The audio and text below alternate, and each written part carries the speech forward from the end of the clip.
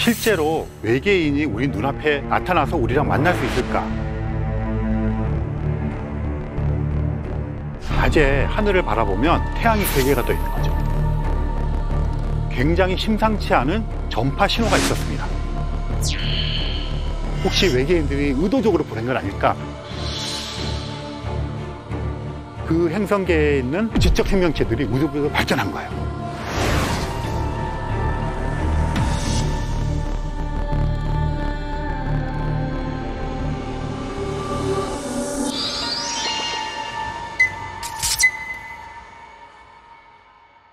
지금 코로나 사태 때문에 아마 집에서들 주로 지내고 계실 거 생각을 합니다. 2020년 그랬고요. 아마 2021년도 상당 기간 동안 우리가 집에서만 주로 있어야 될 것이라고 생각이 되는데요. 답답하지만 어쨌든 잘 이겨나가야 될 것이라고 생각합니다. 그래서 오늘 제가 여러분들과 같이 이야기하고 싶은 것은요. 그럼에도 불구하고 우리가 좀 더 광활한 세계로 한번 나가볼 수 있지 않을까. 그래서 우주 여행도 한번 해볼 거고요. 외계 생명체도 한번 만나보고 그런 여정을 떠나보도록 하겠습니다.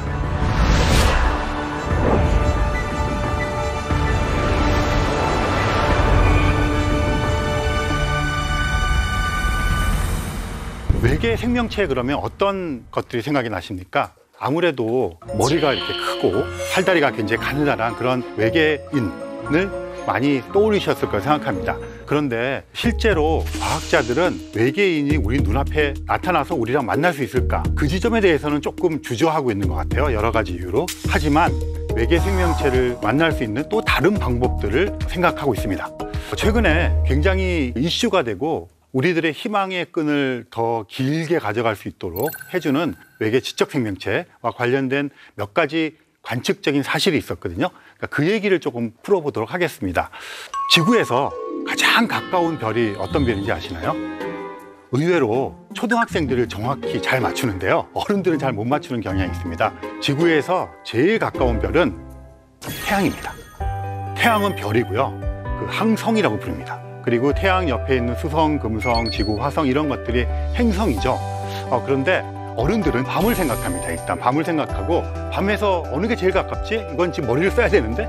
이렇게 생각을 하는데 아이들은 직관적인 건가요? 그냥 바로 태양이라고 대답을 하는 아이들이 굉장히 많습니다. 그럼 밤하늘에서 태양계라고 해도 좋고요. 지구에서부터 해도 좋습니다. 제일 가까운 별은 센타우루스 자리 알파 시스템입니다. 지구에서 봤을 때 별자리 중에서 센타우루스 자리에 위치하고 있습니다.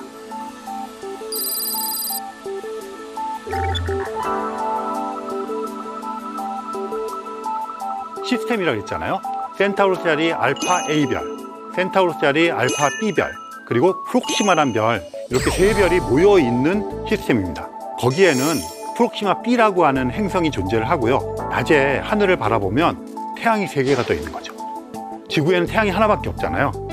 그러면 재미있는 일들이 많이 벌어질 겁니다. 우리는 태양이 하나이기 때문에 그냥 낮은 명확해요.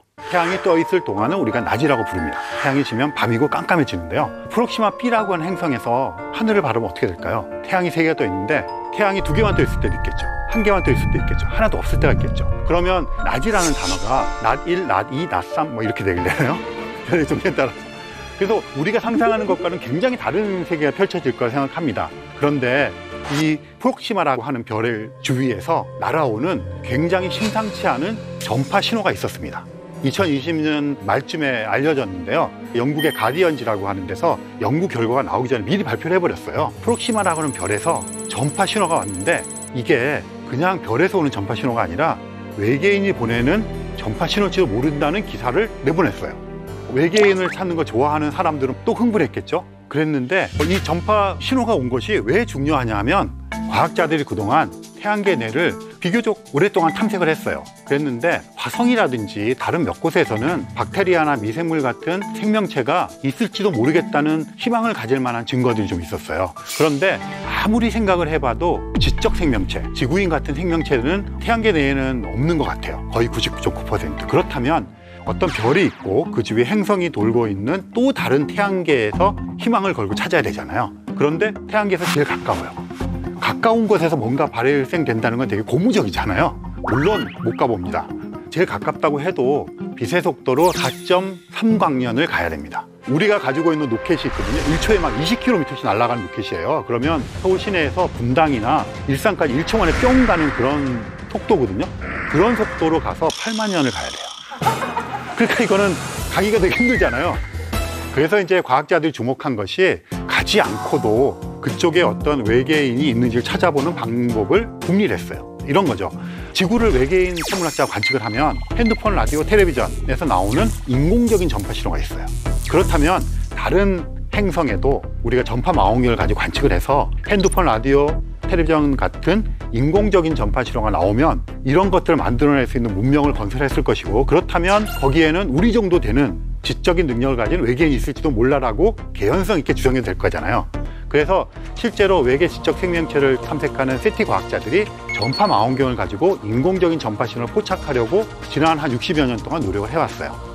그런데 이번에 프록시마라는 별에서, 지구에서 제일 가까운 그 별에서 전파 신호가 왔는데, 이 전파 신호가 굉장히 강한 신호고요. 인공적인 전파 신호 같은 신호가 온 거예요. 그러니까 이제 흥분하는 거죠. 굉장히 좋죠. 그래서 한쪽에서는 외계인이 보낸 것 같다 그랬는데, 또 한쪽에서는 지구에 핸드폰, 라디오, 텔레비전이 막 신호가 있어요. 그런 게 삐져 들어왔을 수 있잖아요. 심지어 이런 일도 있었어요. 전파 천문대에서 굉장히 강한 전파 신호를 받아서 막 흥분했는데, 예전에 그게 낮 시간에만 발생하는 거예요. 알고 보니까 거기는 천문학자가 밥 먹으려고 전자레인지를 돌린 거예요. 그래서 그 전자레인지에서 막 나온 거예요. 이런 것들을 다 포함해서 이게 지구상에서 나오는 전파 간섭이거든요. 이럴 수도 있는 거예요. 또는 우리가 알지 못하는 천체 현상일 수도 있어요. 그래서 지금 패티 과학자들이 분석을 하고 있습니다. 아마 논문이 곧 나올 것 같고요. 들려오는 소식을 제가 좀 들어보니까 아무래도 지구상에서 발생한 전파 신호 같다는 이야기가 들고 좀 안타깝지만 이런 신호들이 수천 개가 있어요. 그래서 지금 그것들을 반복 관측하고 해서 확인해 보려고 하고 있고요. 이런 노력들을 하면서 세티 과학자들이 2040년을 디데이로 생각하고 그때쯤이면 발견할 수 있을 거라고 기대하고 있다. 이 정도만 말씀드리고 넘어가도록 하겠습니다. 또 우리를 흥분시키는 사건이 몇 년 전에 일어났어요. 어떤 사건이었냐면 이것도 역시 그런 신호입니다. 태비의 별이라는 별명을 가진 별이 있어요.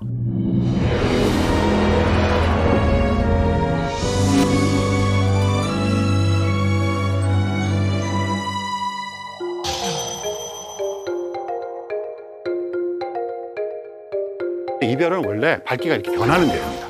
그런 걸 변광성이라고 부릅니다. 이런 것들은 주기적으로 빛이 변하는 애들도 있고요. 불규칙하게 빛이 변하는 애들도 있어요. 근데 이 태비의 별도 약간 불규칙하게 별이 변하고 뭐 주기가 있는 것 같기도 하고 좀 애매한 별이었는데, 이게 몇 년 전에 보통 때 어두워지는 거 이상으로 급격하게 어두워지는 거예요.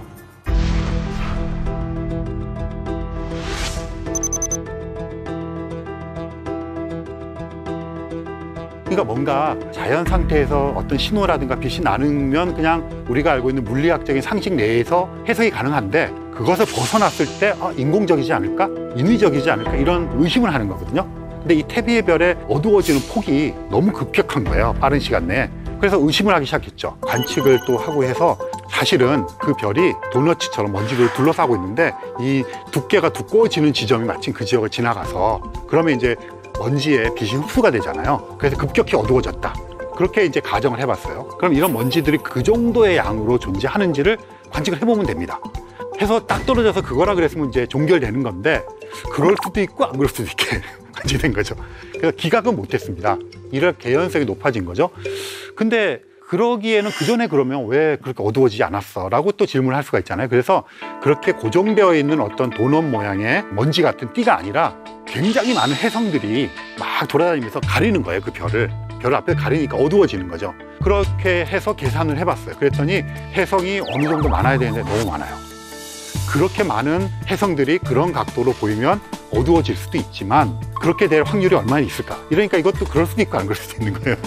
그렇다면 지금쯤 돼서는 외계 지적 생명체에 무엇인가가 관여했다고 한번 생각해 보자. 그래서 어떤 생각을 했냐면, 프리만 다이슨이라고 하는 물리학자가 있었거든요. 그분이 논문을 발표한 게 하나 있어요. 다이슨 9라는 것을 했는데, 어떤 거냐면 지구에서 지금 태양으로부터 오는 태양열을 받는 게 막대한 에너지잖아요. 끊임없이 들어오고 있고, 그런데 우리도 지금 태양광 패널 이러는데 이런 것들이 효율이 그렇게 높지 않아요. 그리고 저장하는 것도 만만치가 않잖아요. 그래서 다이슨이 생각한 건 뭐냐면, 지구의 공정 궤도 그 바깥에다가 뭘 뒤집어 씌우자는 거예요. 인공 구조물을. 그러면 태양으로부터 나오는 빛이 이 인공 구조물이 먹어요. 먹고 있다가 서서히 내뿜어요. 어떤 원리냐면 찜질방 가면 벽돌을 펄펄 끓는 가마솥에 넣잖아요. 그러면 얘 벽돌이 열을 막 먹잖아요. 그리고 벽돌을 꺼냅니다. 그러면 여기서 원적외선이 막 나오죠. 그럼 그걸 우리가 쬐는 거잖아요. 마찬가지 원리입니다. 커다란 찜질방을 만드는 거예요. 둘러싸고. 그러면 태양으로부터 오는 걸 먹었다가 에너지를 서서히 발산해 주는 거죠. 그러면 지구상에서 뭐 석탄 에너지, 뭐 기후 온난화 이런 거 걱정할 필요 없이 쓸 수 있다는 거죠. 그러니까 너무 좋은 아이디어인데 또 다른 천문학자나 물리학자 계산해 봤어요. 지구에 공전궤도를 둘러쌀 만한 재료가 있어야 될 거 아니에요. 그 재료를 만들려면 어떻게 될까? 지구랑 태양을 다 없애야 돼요. 뭐 예를 들면 그런 이제 공학적인 문제가 있죠. 하지만 원리상으로 소재를 잘 만들면 그렇게 될 수 있죠. 그러니까 우리는 그 단계까지 못 갔어요. 그래서 이런 생각을 해본 겁니다. 태비의 별 주변에 있는 어떤 행성계에서 지적 생명체들이 우주부에서 발전한 거예요. 발달한 거예요. 그래서 그들은 다이슨 굴을 만들었어요. 그럼 어떤 일이 벌어지느냐면 구조물을 만들었으니까 별빛이 막 가릴 거 아니에요. 그럼 이게 막 어두워지고 막 이럴 수 있잖아요. 특히나 얘가 뭐 회전을 한다든가 뭐 이런 식이면. 그래서 다이슨 굴을 잘 만들면 이 현상을 설명할 수 있잖아요. 그래서 예전에는 외계 생명체를 찾거나 외계 지적 생명체를 찾을 때 우리가 바이오 시그니처를 찾는다 그랬어요. 생명체가 있으려면 예를 들어 대기에 산소나 뭐 질소가 있어야 돼 뭐 이런 걸 찾는 거죠. 그런데 지금은 테크노 시그니처를 찾는 게 유행이에요. 다이슨 굴라는 건 테크노 시그니처에 속하는 거잖아요. 그래서 바이오 시그니처와 테크노 시그니처를 한꺼번에 모아서 같이 찾아보면서 외계 지적 생명체, 외계 문명체를 찾는 것이 요즘에 이제 외계인을 찾는 전략 중에 하나입니다. 태비의 별은 어두워지다가 다시 좀 밝아지기 시작했어요. 그래서 여전히 그 미스테리지만 이것도 역시 알고 있는 것과 설명해보고 그래도 안 되면 그렇게 가보자 이런 것입니다. 천문학이 화학이나 물리학과 다른 것 중에 하나가 실험하기가 힘들어요. 화학은 막 섞어보고 1대2로 섞어보고 3대2로 섞어보고 하면서 뭘 만들면 돼요. 물리학도 돌 떨어뜨리면서 운동 실험 해보면 되거든요. 천문학은 일식이 있어요. 계기일식이. 다시 보고 싶어요. 놓쳤어요. 효렸어요 그날. 그럼 너 한 번 더 돌아줘. 이게 안 되거든요. 그러니까 천문학은 관측을 할 때 유니크해요. 그리고 멀리 떨어져 있잖아요. 그래서 거기서 오는 빛을 받아서 그게 전파가 되어진 적외선이든 이게 분석을 합니다. 그런데 예외가 있어요. 우리 가서 탐사하는 거죠. 그리고 얼마 전에는 하야부사 1, 2 거기서 소행성에 가서 거기 있는 소행성 물질을 가지고 왔어요. 그런 경우가 있지만 그거밖에 없어요. 지금까지 샘플을 갖고 온 거는. 그런데 우리에게는 운석이 있어요. 지가 떨어져 줘요. 별똥별에서 떨어져주고 지구 표면에까지 떨어진 돌인데 이게 분석을 해서 이게 수성에서 왔는지 달에서 왔는지 화성에서 왔는지를 금방 알아요. 왜냐하면 지구상에서 암석이 생기잖아요. 화성에서 암석이 생기잖아요. 그러면 기압이라든가 뭐 지질학적인 조건 그런 것에 다 영향을 받아서 암석의 조성 성분들이 달라요. 그래서 그거를 딱 과학자들이 보면 이걸 화성, 수성, 달 이걸 금방 알아요. 그런데 이건 이제 태양계 내에서 얘기잖아요. 근데 우리가 알고 있는 이제 외계 지적 생명체나 외계 생명체 보면 태양계 바깥에서 와줘야 되는데 센타우루스짜리 알파 시스템에서 올라그래도 1초에 20km 가는 로켓으로 5만 년, 8만 년이 걸리는데 이게 그렇잖아요. 그런데 굉장히 또 다행스러운 것은 우리 태양계가 있으면 가운데 태양이 있어요. 수성, 금성, 지구, 화성 그래가지고 명왕성 있는 지역을 카이퍼 벨트 지역이라고 불러요. 해왕성 궤도에서 명왕성 궤도까지인데 거기서 더 멀리 나가면 오르트 구름이라는 지역이 있어요. 이 태양계를 겉에서 공처럼 둘러싸고 있는 것을 오르트라고 하는 네덜란드의 천문학자가 예측을 했어요. 있을 거라고. 카이퍼 벨트는 우주 탐사선이 가서 있다는 걸 확인했는데 오르트 그룹은 더 멀리 있어서 아직 확인하지 못했어요. 그래서 지금 보이저 1호가 명왕성 궤도의 한 5배 정도를 날아가고 있거든요. 근데 얘 속도로 오르트 그룹의 완전 끝까지 가려면 3만 년을 더 가야 돼요.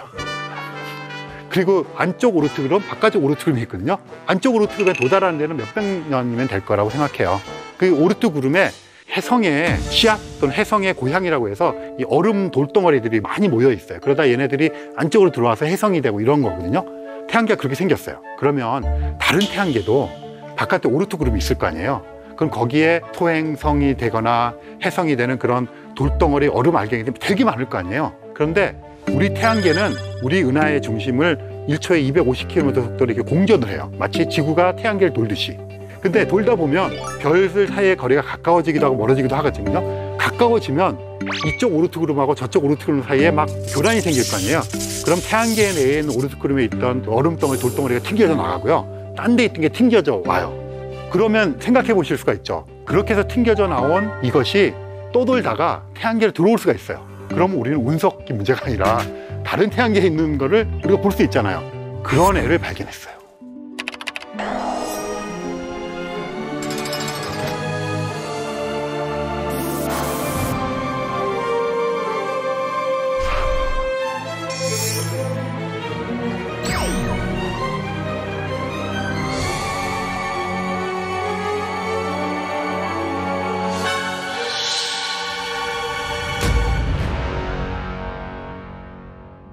얘를 어떻게 알았냐면 태양계 내에 있는 천체들은 태양 주위를 공전을 해요. 공전하고 있다는 이야기는 태양계가 생긴 지 46억 년에서 50억 년 되는데 그 사이에 불규칙하더니 다 튕겨져 나가고 규칙적이고 안정적인 애만 남아서 돌고 있는 거예요. 그런데 이 오umu아무아는 들어오는 각도도 굉장히 달라요. 그리고 속도도 굉장히 달라요. 그러니까 얘는 들어왔다가 나갈 수 있는 애예요. 이게 발견이 된 거예요. 더군다나 모양이 길쭉해요. 이렇게 우주선처럼. 이게 자연 상태면 이렇게 아까 감자처럼 찌그러져 있고 이래야 될 건데 굉장히 길쭉한 막대 모양이에요. 그래서 인공 구조물일 가능성을 제기했어요.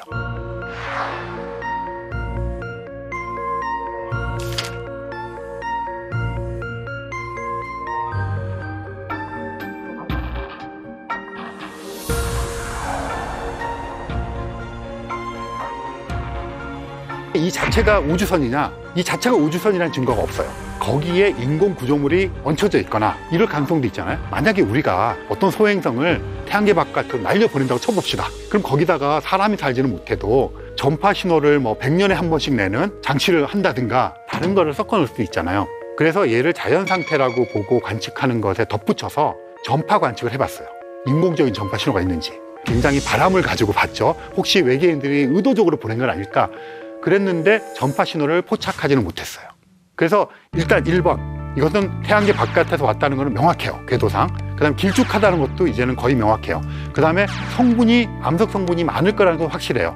하지만 얘는 빠르게 왔다 빠르게 나가서 이제는 도망가고 있기 때문에 관측을 더 이상 하기 힘들어요. 그래서 잠정적으로 그 정도로 결론을 내리고 여전히 세티 과학자들은 미련을 버리지 않고 있어요. 그동안 축적된 자료가 있잖아요. 그걸 이제 조금 더 좋은 툴로 분석해 보려는 거죠. 오늘 외계인과의 조우에 대한 얘기를 좀 했는데요. 우리가 직접 만나기가 되게 어려워요. 하지만 우리가 할 수 있는 최선을 다해야 되잖아요. 지금 말씀드린 이런 인공구조물을 찾는 방법, 전파 신호를 찾는 방법, 이런 방법을 통해서 과학자들은, 천문학자들은, 세티 과학자들은 외계 지적 생명체들이 보냈을지도 모르는 그 흔적을 찾기 위해서 지금도 노력을 하고 있습니다. 그리고 여러분들과 같이 이런 코로나 시대 때 우리가 지구에 앉아서 해볼 수 있는 아주 좋은 여행거리라고 생각을 합니다.